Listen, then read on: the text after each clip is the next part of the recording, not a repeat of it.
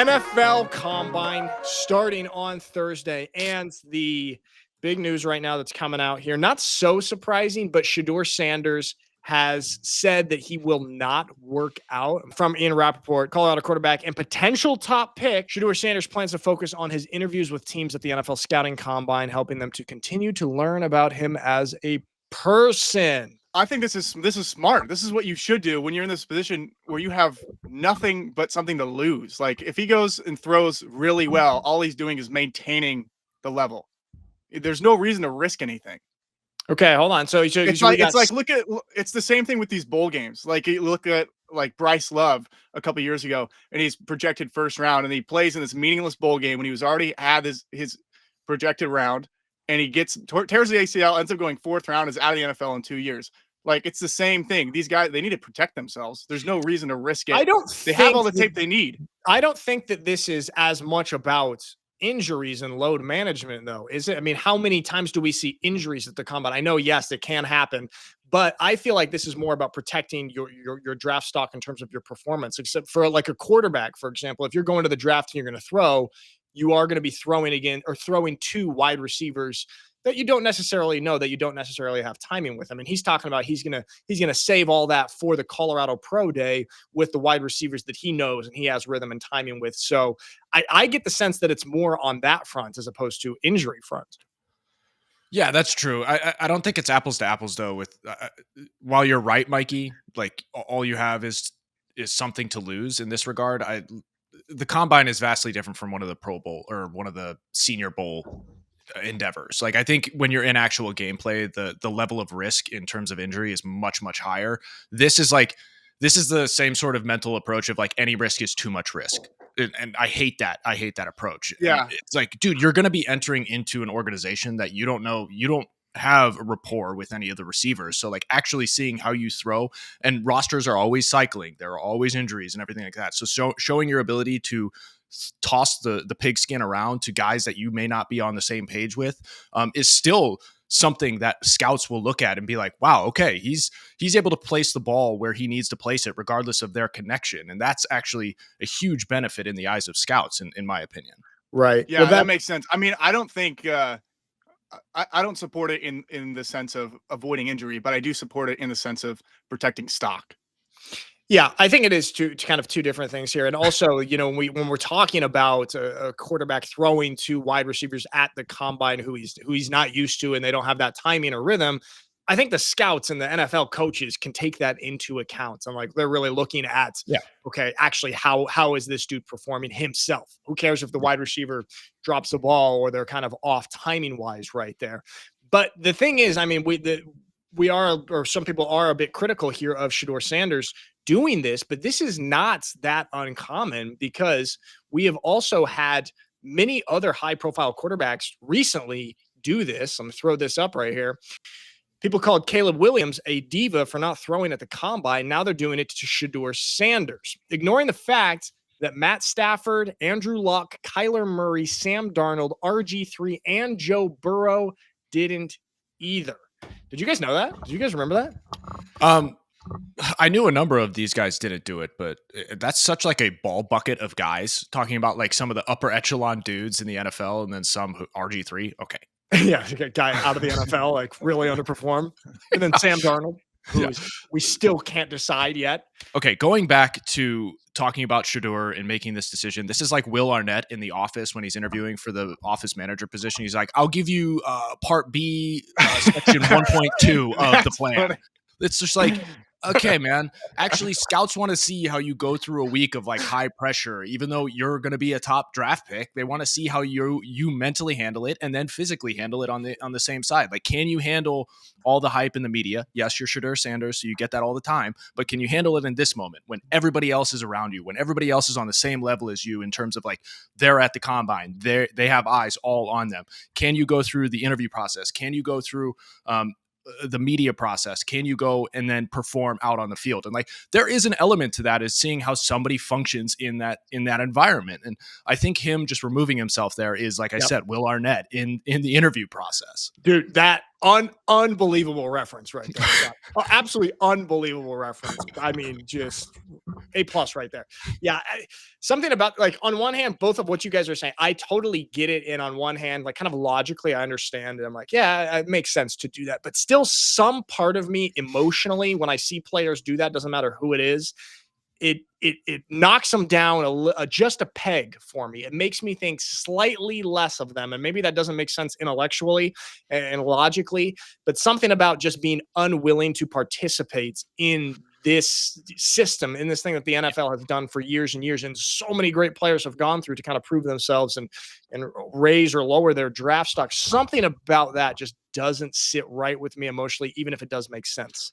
Yeah, because even on the flip side of the coin here, there's like, you may have all the confidence in the world, but wouldn't that confidence make you want to go out there and perform? Like on the flip side, it makes it seem like there's actually a lack of confidence that you won't perform well, and like you can make that argument. I won't go so far as to call him a diva. Like that's not the verbiage I would use. I just find it frustrating, and I use load management at the top of this, talking about that.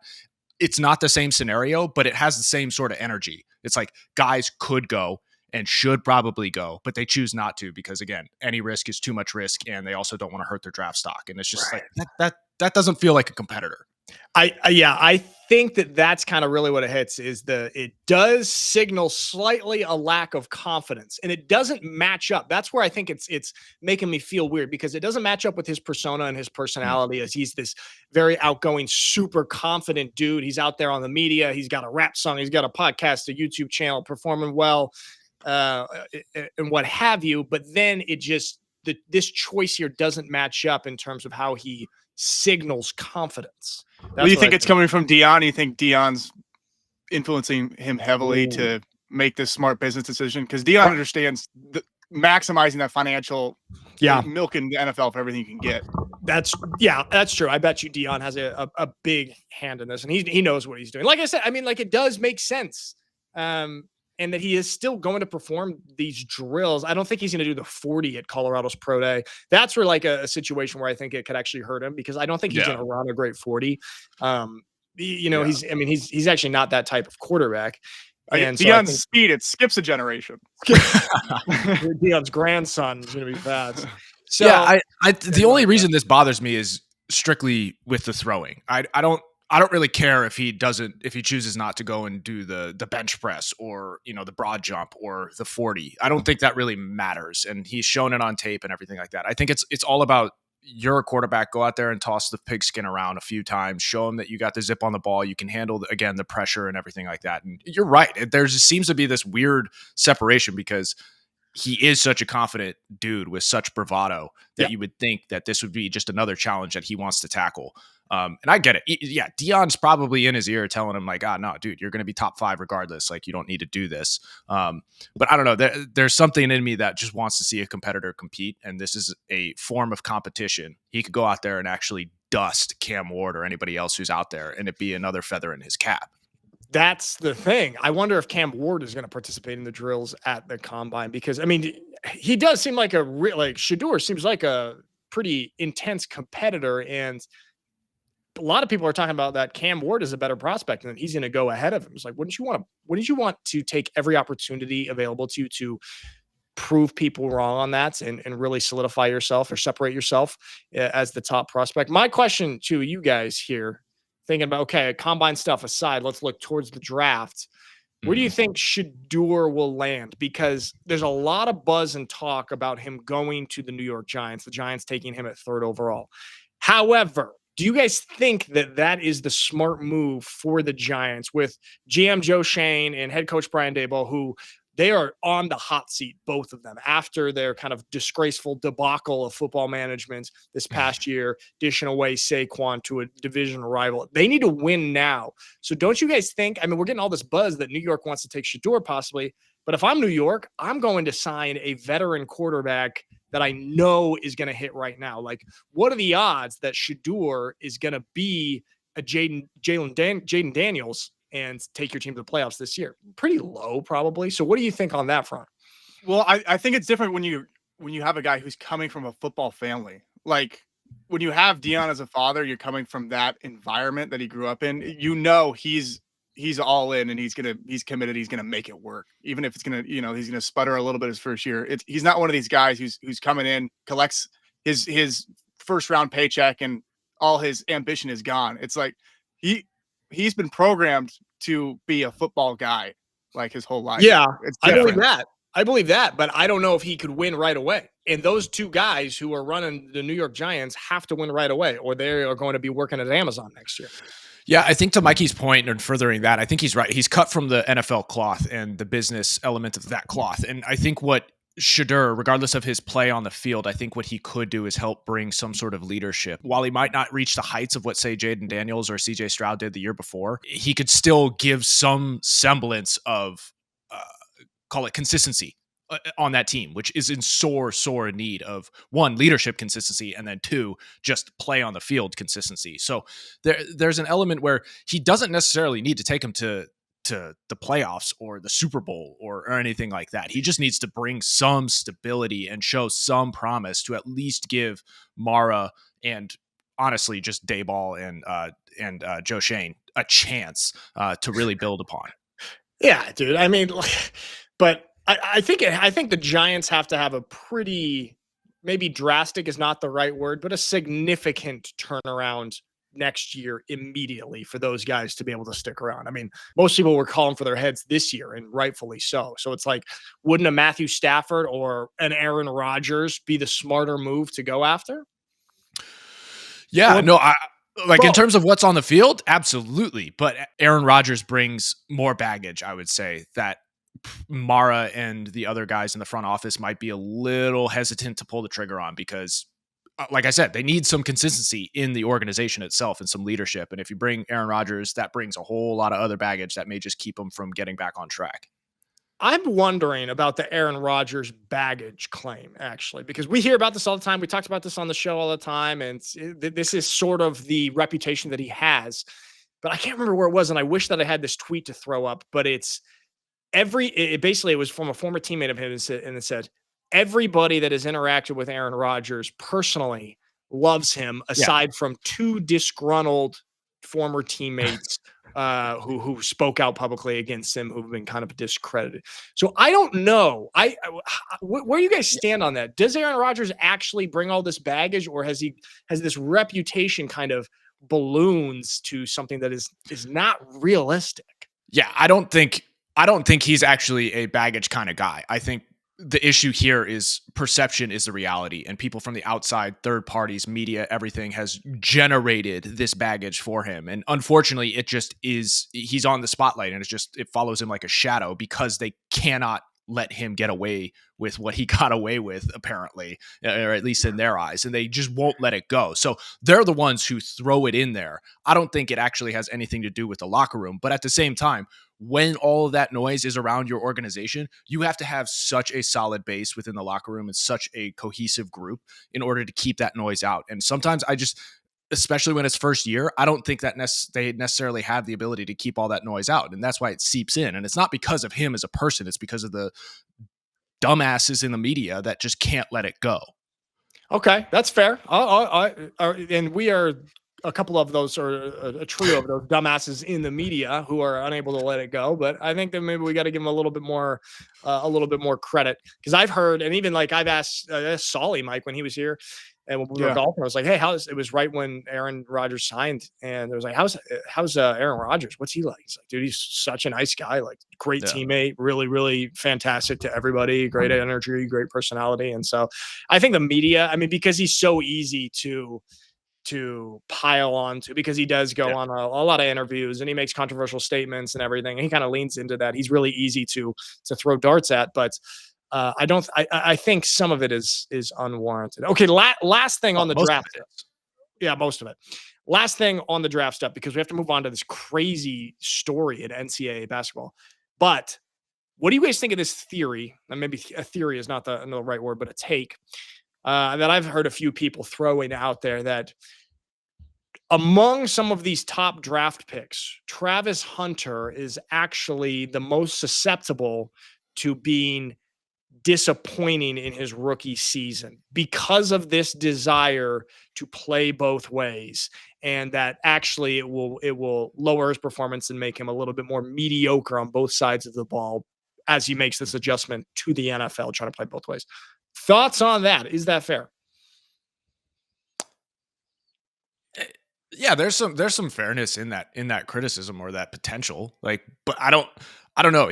I don't get the same sort of energy that I did from, say, Shedeur sitting out. I don't get the sense that he's going to lack any sort of competitive drive. And he's gone into multiple different scenarios, going from Jack State to Colorado, hasn't shown any sort of like diminishing competitive nature to it. Everybody's going to struggle whenever they step up from college ball to the NFL. That's just natural. And those who don't are anomalies. And frankly, the bill comes due at some point. So we always see the sophomore slump. We saw CJ kind of fall back a little bit with everything as the game and as defensive coordinators caught up to him and figured him out a little more thoroughly. So I don't think it matters all that much because he's such an insane athlete and such a great competitor that even if he comes out of the gate stumbling, he's going to figure it out toward the end of the season. Yeah, I mean, he's just got such high expectations around him. I mean, just talk about him being just this generational talent, and the two-way thing just adds so much to his persona and what we think of him and what we expect from him on the football field. And so that's what I worry about, is that maybe he does have a solid rookie season, but we're expecting something insane. If he's going both ways, does he get double the salary? Does he get 2 contracts? I'll play both ways. Shouldn't he? I mean, shouldn't he? He's doing 2 jobs. Yeah. That's a good question. That's actually a legitimate point right here. He should have 2 different contracts for his 2 different positions. He needs Kirk Cousins' agent on the job.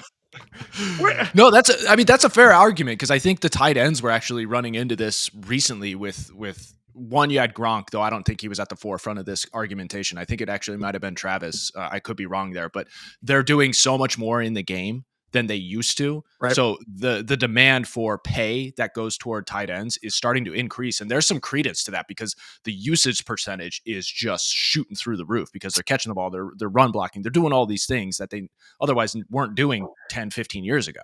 But tight ends should be paid closer to receivers now. Like if you look at the top tight ends in the NFL, they shouldn't be getting paid the same as the 48th best wide receiver. They should be getting paid the best as the top 10 wide receiver. And so there is that gap needs to be fixed because they are doing so much more on the field. Yeah.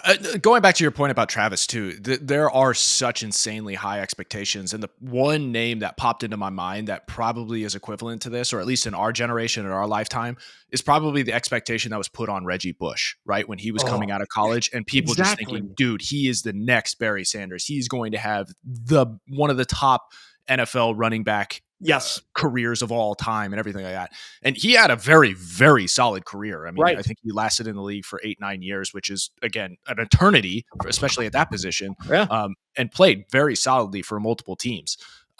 But it never reached the heights of what everybody was expecting. And there is a risk, I guess, for Travis to not reach that height. But at the same time, I could see him having an incredibly solid career. And like, it's just everybody wanting that person to become the megastar, the superstar. And I hate how there's this from the media and from us fans, we're always crowning dudes as like the next one, the next star, or everybody has to be a star as opposed to just being a very solid player. That is a great example right there. And that's what I think I worry about, because look at those expectations. Reggie Bush supposed to be the next king in the NFL. And by all means, he had a successful NFL career with great longevity, and he played for nearly a decade. But compared to the expectations, like I remember being a young fan, I was like an early teenager, probably around them. It's like, man, Reggie Bush going from USC, he's going to be so good in the NFL. I remember being so disappointed by his NFL performance and career because the expectations were just so high. I think that's what I worry about with Travis Hunter. Who knows, though? He could just come out and just be a Hall of Fame level talent immediately. All right, I heard that Reggie was devastated when he found out how disappointed you were. I don't know. I let Nick down. Oh, jeez. Oh no. Why'd you make a call? Reggie Bush, I don't know how he lives with the thought of the disappointment of 13-year-old Nick Alfieri in Portland, Oregon.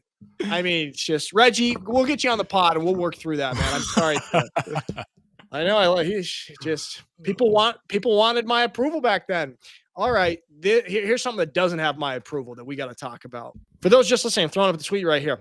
Fresno State is under investigation after two men's basketball players reportedly placed bets on their own games. Players were allegedly betting on prop bets involving the Bulldogs, including the under on points total and rebounds. Now, this is pretty wild, especially when you go and you look at the last 10 or so, 15 games for Fresno State men's basketball. First of all, they've lost 10 games in a row. And I'm looking here at kind of some of their recent games. A great handful of those, I think 4 or 5, have been in overtime or have been just a couple point games here. And so the thought that these guys were betting on their own games, and we've joked about it in previous stories. Well, if you're going to bet on your own team, you better bet on you guys to win. These guys were betting on the under. They were essentially betting on their team to lose. And then they had control to underperform there as they took the under on points and rebounds. So that makes this even that much more of a scandal. And they are currently suspended right now, and this is under investigation. This gets us into a big topic of gambling in general that we have to talk about. But initial thoughts on this? They should absolutely be banished from the NCAA. Yeah. How much are they betting? What are you risking? Maybe a couple $100, throw your career away? What are they on, DraftKings? How do they do this? They linked up their personal Instagram to their DraftKings profile and their email, their school email. He used his real name as his username. Well, the crazy thing is the head coach of Fresno State was the one who found out about this, and then he took it to the university, and the university took it immediately to the NCAA. So it's like, yeah, because they use the same bookie. Yeah. What are you guys doing here? Well, wait a second, Scott. Where you at on this? Yeah, I agree with Mikey. You're done. And especially when it's the unders, dude, you're done. You're like, you cannot participate in this. Go play overseas in China or Europe. You cannot participate in this league any longer. This is absolute banishment through and through. As a guy that lives in Europe, I don't appreciate that shot of Europe right there. Okay, Scott, how about we keep it to China? How about that? Send them to China, not to Europe. Okay. It's not allowed here either. Yeah, this is atrocious. And the fact that these are two of those guys were 2 of their top 3 scorers. So it's like they were probably some of the leaders on the team. And this gets me into like this gambling stuff, man. This is seeping in, and it's become way, way too accessible, way too mainstream. It's like you just get an app on your phone and you can gamble on these games. We're seeing all of these commercials. This is much, much more of a serious topic than people want to admit. I feel like we're going to look at this gambling epidemic in 10, 15, 20 years, the same way we looked at cigarettes in the 1960s. Like we're like, what the hell were we doing promoting and advertising gambling, especially with all of these sports programs, like a lot of little kids watching the NFL, and we're seeing DraftKings and all of these gambling websites just promoted the hell out of all over. So I think it's a massive problem. Yeah, we're already experiencing a dearth of financial literacy in our youth, and infusing this mechanism to where it's just like you're essentially just get rich quick schemes. Yeah. This is just an element of that. And with guys getting NIL money, like they're obviously wanting more, right? Once you get a little bit, you're going to want the whole cake. And I can see this really starting to play a massive factor. Like looking at these guys, they're probably using NIL money for all intents and purposes to place these bets, and which is absurd, dude. Like the fact that you're even getting that dollar in the first place is honestly a miracle at this point, because everybody before you hadn't. So you're just tossing away such a gift at this moment in time, and for you to not see that and build upon it in a natural, like probably appropriate way, is really sad to see. Yeah, I know that's. This brings in so much revenue, and I'm talking broadly about gambling, like into the NFL and stuff too. I know this brings in so much more revenue for the NFL and allows for the expansion of, coming into games in Europe and more people getting eyeballs on football, which I like. Okay. But at what cost? Because I think that this is just, this is becoming an epidemic here, and the fact that it's seeping into the actual gameplay as well, or our actual athletes participating in this is just so disgusting. It's like, where do we draw the line, man? Yeah, I don't want to go too deep into the weeds of the moral conversation about gambling and all that kind of stuff. But when you're participating, as I said at the top, when you're participating in the sport itself and you're deciding to gamble in that environment and in that sport itself, in that league that you're in, you're crossing a line.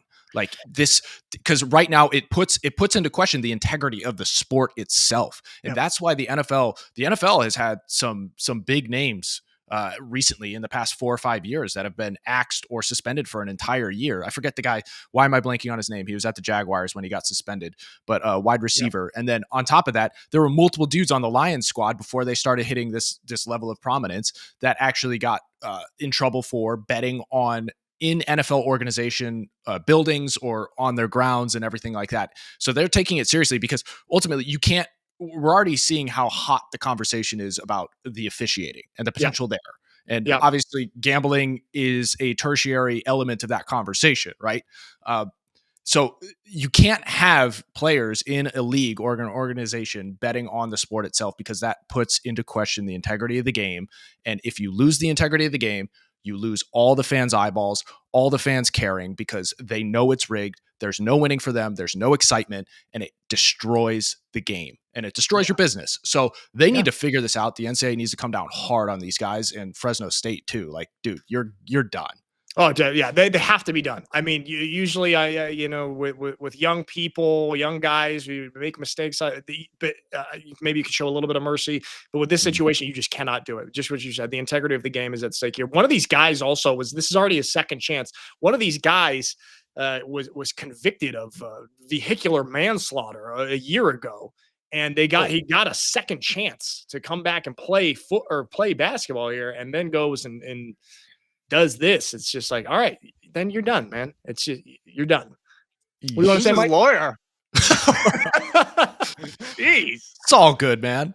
Pretty good lawyer, huh? They'll let him back after manslaughter, but gambling is the line, which I gambling is where we draw the line. So a lot of problems there, and we got some more problems in basketball. Let's lower down our age range a little bit, because we've got some youth basketball to cover right here. Look at this, guys. Look at what the NBA has got our young.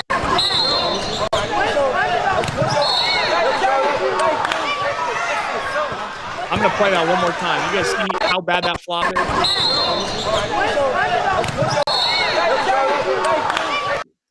That's just kind of heartbreaking to see. That this kid right here, who's obviously the kid who's doing the flopping, is attentive, and he is, he's paying attention to things, and he wants to be good at basketball, and he's emulating some of his basketball heroes that he is watching. So I don't blame this kid really much. I blame him a little bit, but I blame more so the professional basketball players who have set this example and made this be something to strive for. Where are you guys at on this?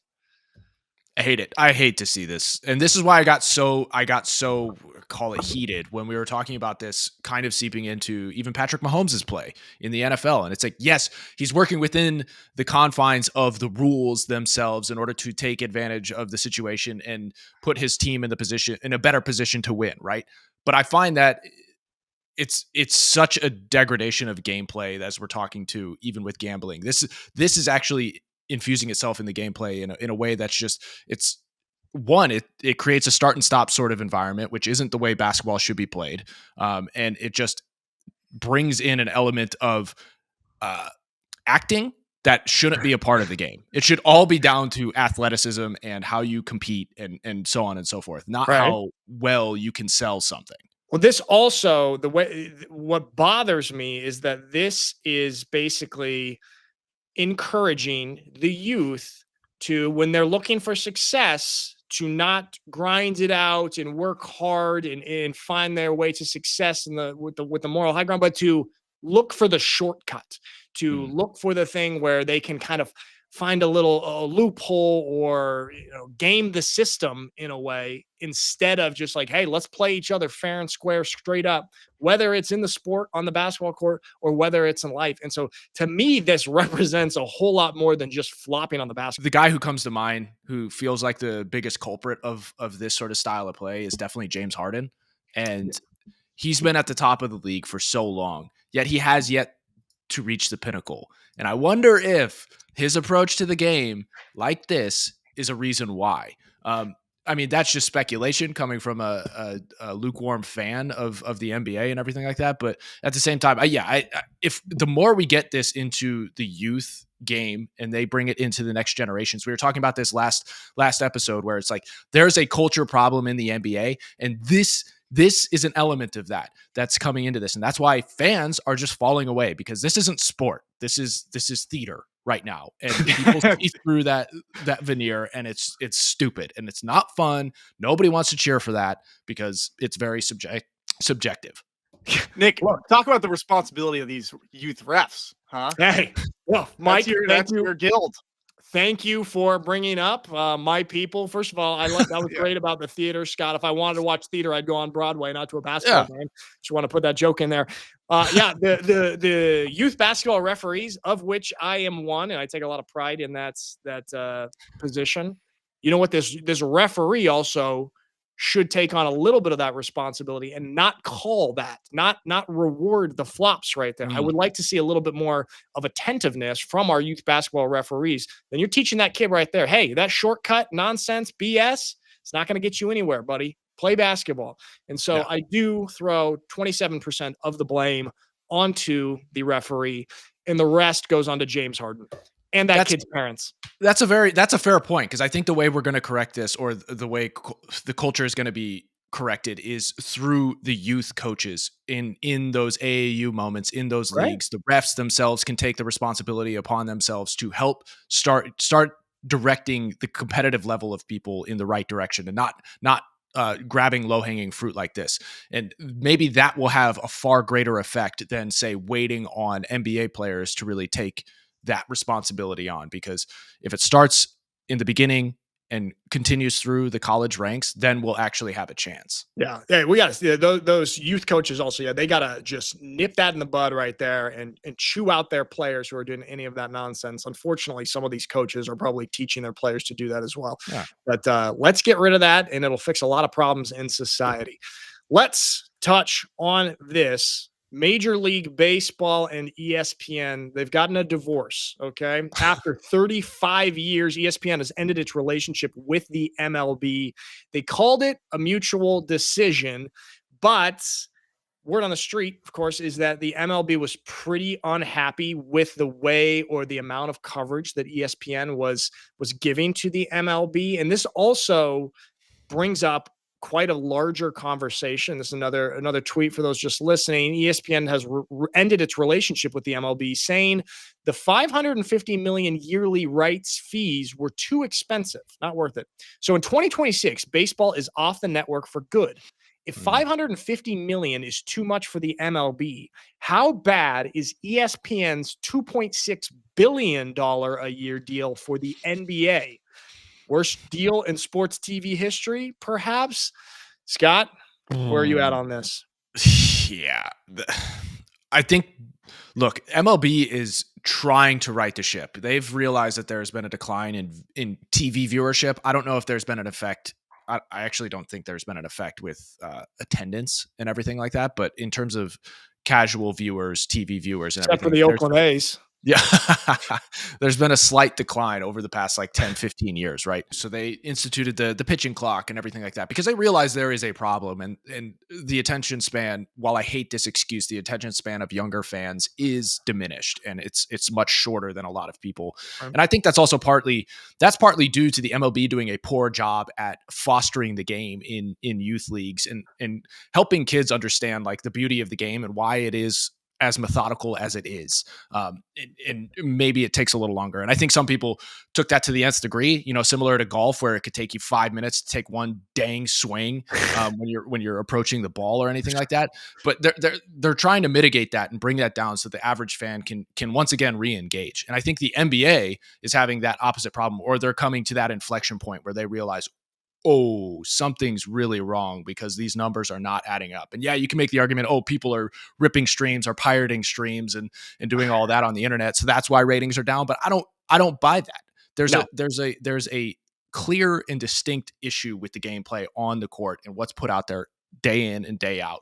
That's vastly different from what it was 10 years ago. Yeah. I mean, talking about attention spans, dude, and I think we hit on this a few episodes ago just briefly, but when Adam Silver is bragging, I mean, I know you do want to promote this, but the fact that, we're in a fine spot, the NBA is fine, our engagement on social media has never been higher. It's like, buddy, are you running a TikTok account or are you running a professional sports league? Like, people do not consume sports in 20-second TikToks. I know you watch some highlights like that, but the grand scheme of things, do not try and TikTokify your basketball game, because all that they are optimizing for now, it seems like, is just highlights. This is why nobody plays defense. And you just it's just become all about these small little moments. And it really bothers me that they are not looking at actual gameplay stuff. Like, you got to give respect to the MLB for making changes, adding the pitching clock, raising the mounds, like, to make it more exciting for fans. Games are a little bit shorter, a little bit more exciting, and I think that we're seeing a little bit of a turnaround there for them. But when Adam Silver's proposal was, maybe we'll play 10-minute quarters instead. It's like, dude, the other problems are at hand. Yeah. I think Mikey even said it infamously here. He's like, yes, to make our sport more popular, let's have less of it. Nice, Mike. See, that's what happens when you have a bad product. Give them samples. This is the Costco philosophy. A lot of samples. No, Costco's great. Costco's great. How dare you? How dare you? I want my NBA on have it on a toothpick. Okay, well, Mike, you are Gen Z, so you do have that short attention span. Yeah, I'm really curious to see. To me, part of me feels like that there is a bubble with some of these TV rights here. Like, these guys, $2.6 billion for one network for the NBA. And this is, financing all of these crazy super mega contracts that these players are getting. And I wonder if this won't burst in a couple of years as kind of, as you like to say, Scott, the bill comes due and these networks start to realize that, okay, this product is not worth being paying this much money for. Yeah, there's also the proliferation of just ways in which people watch the content too. So it's not all cable network anymore. And obviously ESPN and Disney is trying their darndest to diversify their operations and their business model there so that they can reach as many fans as possible. But there's so much content being created now that if you don't correct, or at least, again, foster the sport and the beauty of it and promote it that way, as opposed to just completely altering it like golf is and going to TGL style stuff, like, you're going to lose your base very quickly. And especially as they age out and pass on and everything like that. So if you don't get back to the foundation and get back to the basics and helping instill that in younger generations, you're going to lose them very quickly. Dude, there has to be a sense of urgency, because I mean, there is so much good stuff to watch. There are 10 streaming services, tons of good shows, and like, everyone's attention now is just so diluted. And so you have to make the most of these opportunities, and it's going to the cream is rising to the crop when it comes to sports and media. It's like NFL is king when it comes to sports right now. And these other sports leagues, man, they meant to do something drastic. What I know, we touched on this a couple weeks ago, and you guys kind of made fun of me for it. Okay. Look, this right here is a graph showing the percentage of shots in the NBA that are threes. And it is just moving up extremely every year. Now it's over 40% of the shots within games are 3-pointers. And when the line moved back, like in the 90s, we saw a drop down. Okay. And then since then it has slowly increased here. Why do we not move the line back, or why do we not seriously consider the baseball option that teams can have a custom 3-point line or not have a 3-point line at all. Tell me that would not be so exciting and so interesting. I think that would be better than just continually moving it back as the standard of the league, because how far back are you going to be in 20 years? You know? Yeah. So I think having the variants like the baseball might be the best way to go about it. I know it sounds silly, but I think there's some. Scott, sorry, go ahead. No, I agree. I think there's something to it, at least to add a variation to it. But I think the next proper evolution of, instead of moving lines, we need to move the baseline and the sidelines outward. The dudes are so big these days. If you expanded the size of the court, and I understand there are logistical problems. Arenas have been built in high populated areas. The dollar amount to re-engineer those so that they can fit a larger court would be a massive headache. But I wonder if expanding the size of the court would actually help in a lot of this. Wait, how would you expand it? You would make the sideline wider and you'd make the baseline go deeper behind the hoop? Yeah, I would literally expand the boundaries by 25%. I think that's good because these guys are humongous now. Yeah. From when, the standard was set. Guys were 6 feet tall back then. Now they're giants. They can cover the court in 3 steps. Yeah.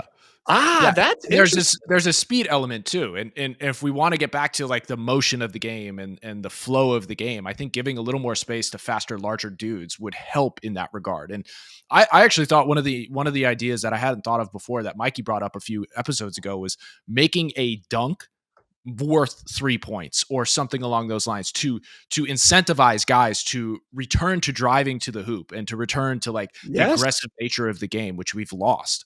Do you think, I know these things that we're saying on the surface could sound silly and far-fetched, but I truly think if they made drastic changes like that, like, mess with the 3-point line, maybe change around, adjust the boundaries and make something like a dunk worth 3 as well, that, I would get so excited to watch the NBA again. Don't you think?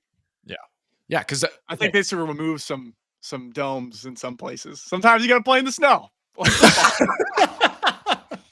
watch that.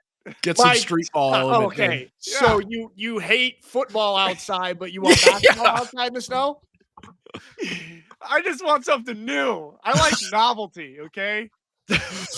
So this is why Mikey loves TGL. So like I understand what we're saying right here kind of cuts against my argument about going back to the basics, but I think changing up the point total to say a dunk is different than changing, say, the entire like mechanics, because the dunk has been a part of the game for quite some time, ever since Jackie Moon witnessed it out there on the tropics and everything like that.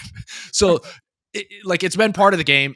Like adding an extra point to it doesn't change the game of basketball, but it changes the strategy and approach, which is sorely needed because right now guys are just taking the statistical approach and strategy that most benefits the team, which is the 3-pointers. So there needs to be a point variation going on here, and that's not going to necessarily change the essence of the game.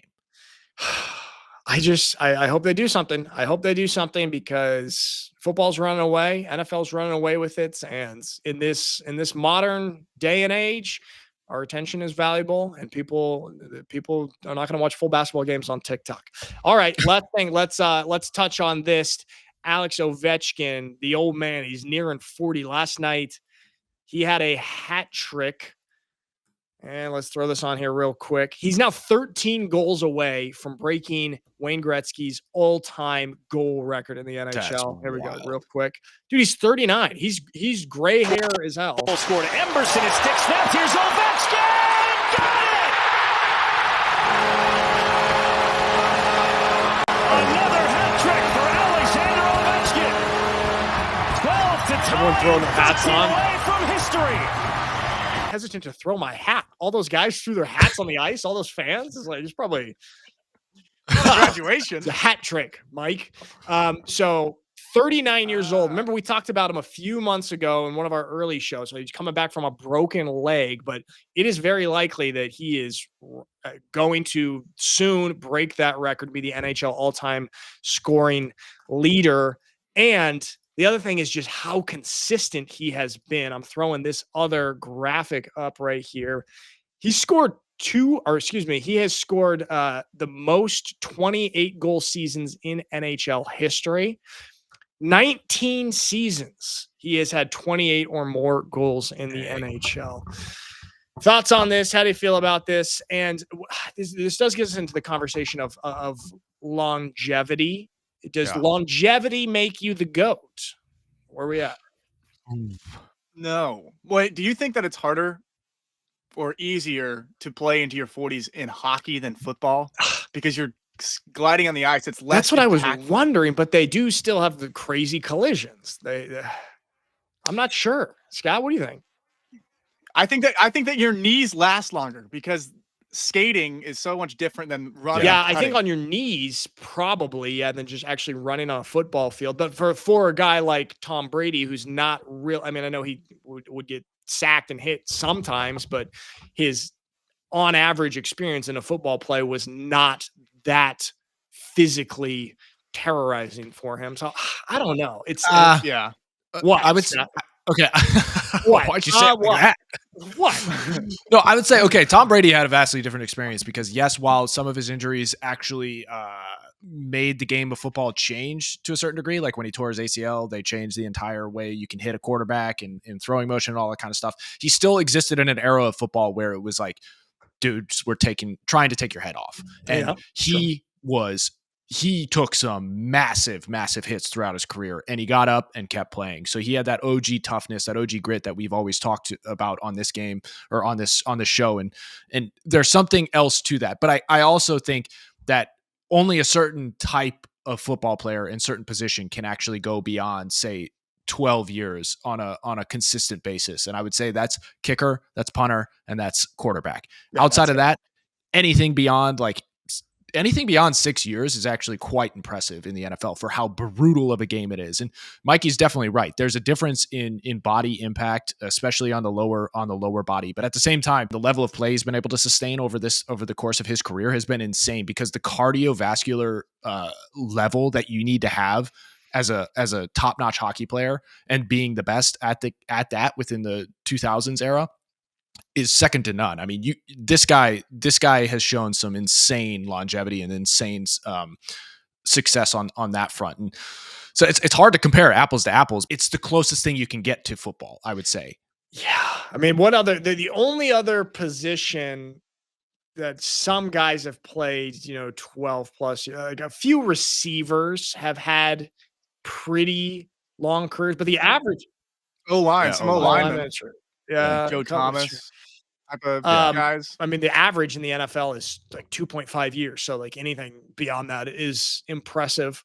But this, I gotta look up what the average in the NHL is, what the average career span here is. But here's the other, for those just looking at the graphic, for these 3 different decades, he scored 200 goals, 245 goals in the 2000s, 437 in the 2010s, and then 200 goals now in the 2020s. So Wayne Gretzky. Average career length for NHL is 5 years. Okay. And what is he on? Yeah. He's on, Wayne Gretzky played 20 years. I just looked that up.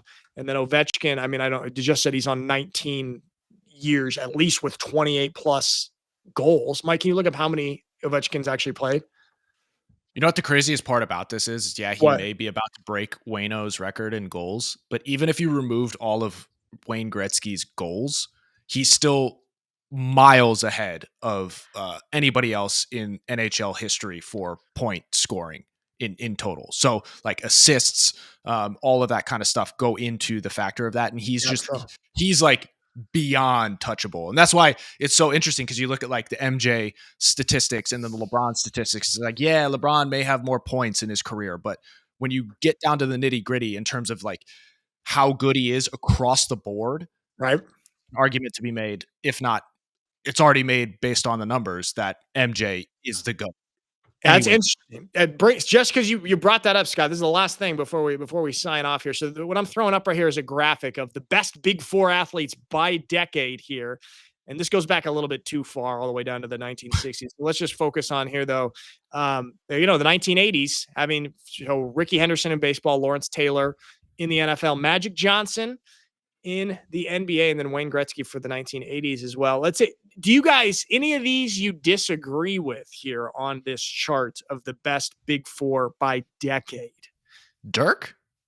I know Really? that's what I was looking at. I was like, shouldn't that be Kobe? Kobe? I mean, don't get me wrong. Dirk Nowitzki, like, lights out individual, and he changed the game for big men, like being able to shoot the three and everything like that. I feel like he was at the vanguard of that change, and he was incredible and brought home a couple trophies. But for him to be above Kobe that's wild. Yeah, that's a little weird. How do we feel about Peyton Manning for taking the 2000s in the NFL? I'm fine with that. I, When you have your forehead that big, you deserve some sort of He's almost.